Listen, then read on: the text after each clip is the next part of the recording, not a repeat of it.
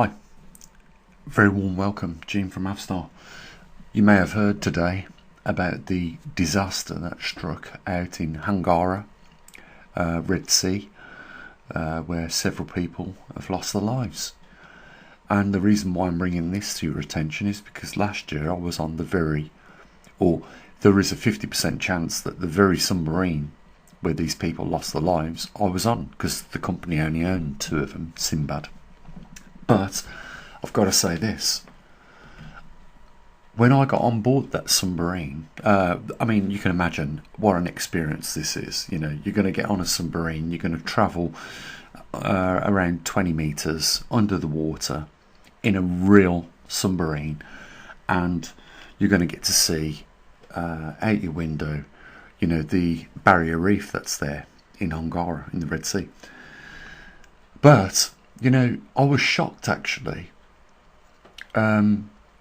Because when we boarded, we was taken out by a ferry to this platform where these two submarines that this company owns were moored and operate from.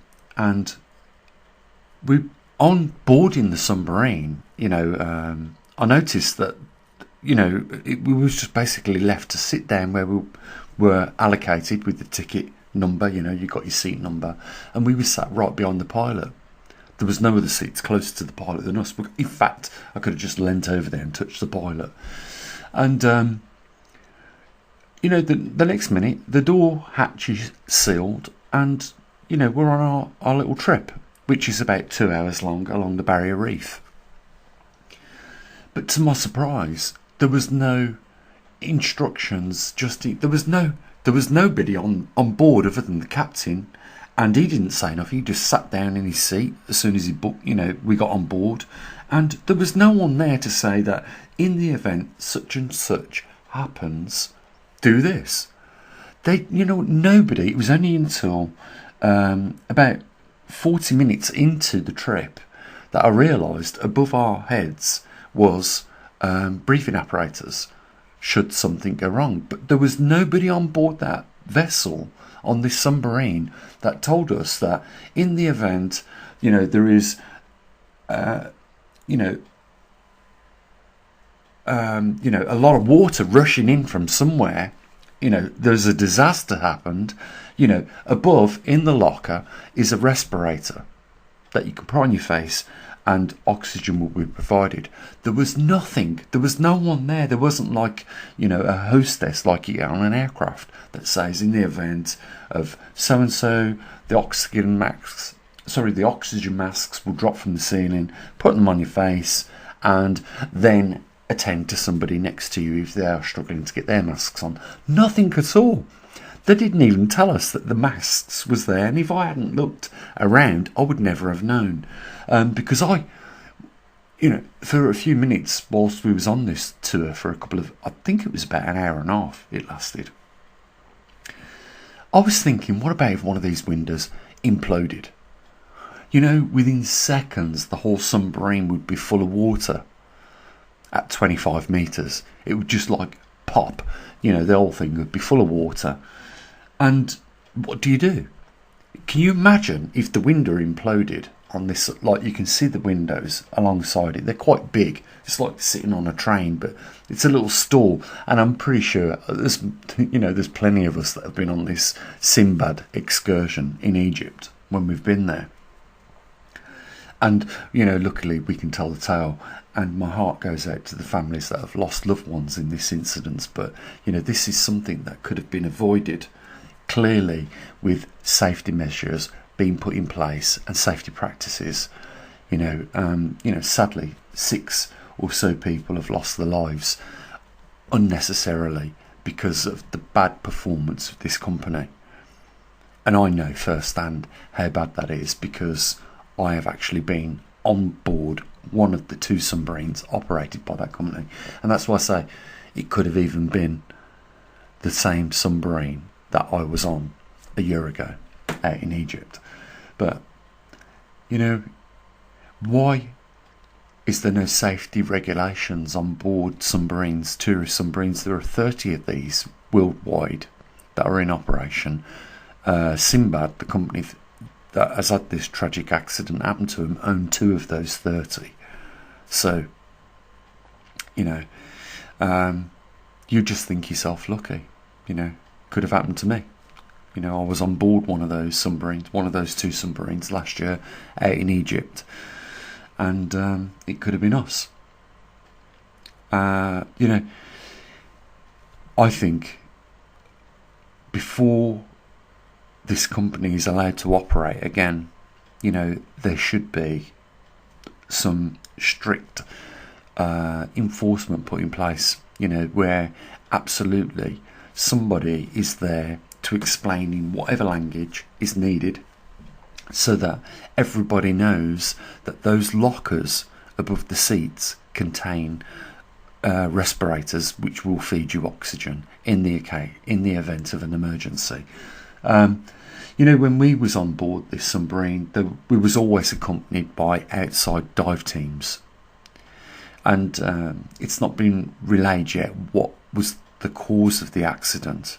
Some people are saying, and you're not going to believe this, that they failed to seal the hatch where you go into the submarine, and that wasn't done in this incident, because shortly after it submerged, you know, it began to take on quantities of water, I believe, and sank, leading to the death of these 6 people.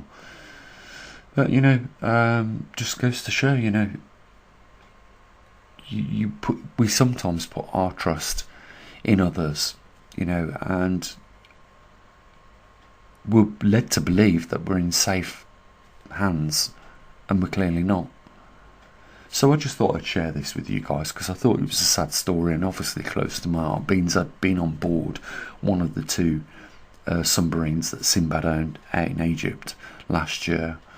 And, you know, we did have an amazing experience going along the Barrier Reef for the time that we was on board that vessel, but clearly lacking in any safety standards. You have to remember, when you go abroad to other countries, that there aren't regulations in place just like we in the West have. So just thought I'd put that out there. As always, guys, you take care of your loved ones. And I'll say, oh, there's just one other thing I want to add.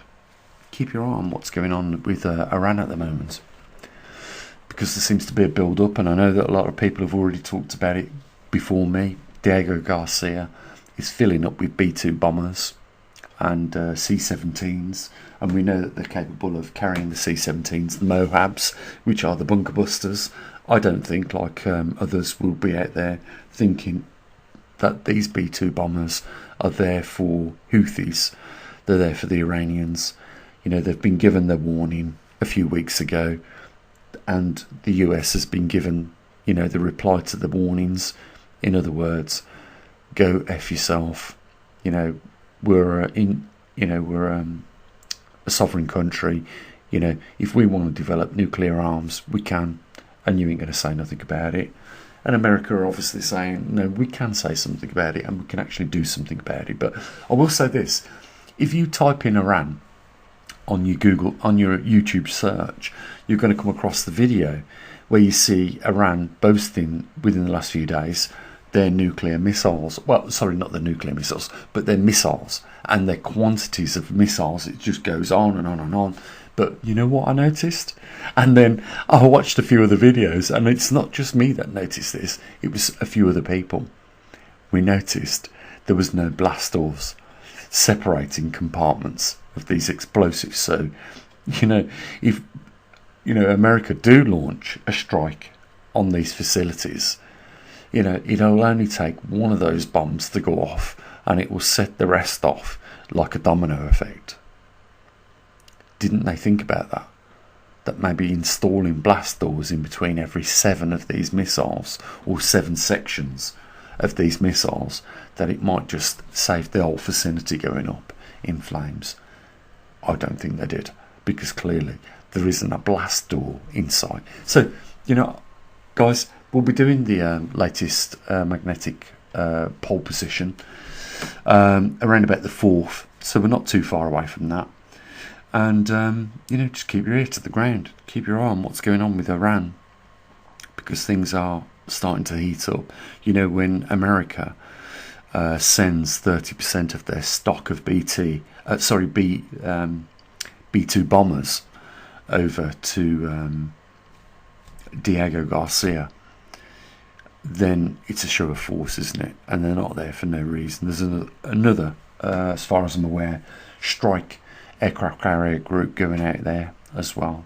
So I think Iran is on its final hours. So yeah, keep your ears to the ground. Take care of your loved ones. As always, bye for now.